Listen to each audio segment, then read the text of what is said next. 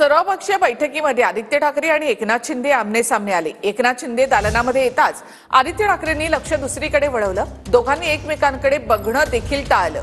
मात्र नंतर शिंदे बोलत असताना आदित्य ठाकरे कटाक्षाने पाहत होते। एकनाथ शिंदे आदित्य ठाकरे आमने सामने। उपमुख्यमंत्री एकनाथ शिंदे आणि आदित्य ठाकरे बैठकीत आमने सामने आले। मुंबईतल्या रस्त्यांबाबत विधान भवनात बैठक आयोजित करण्यात आली होती।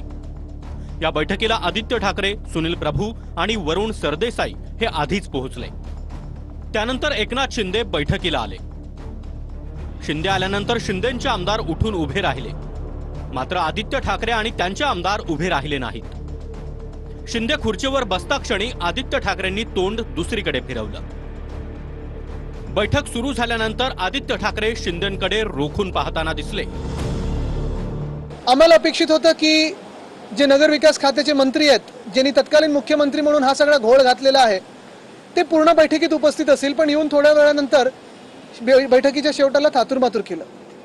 पण मी खास करून आज अध्यक्ष महोदयांचे अभिनंदन करेन आणि आभार मानेन की आम्हाला सगळ्यांना बोलायला दिलं।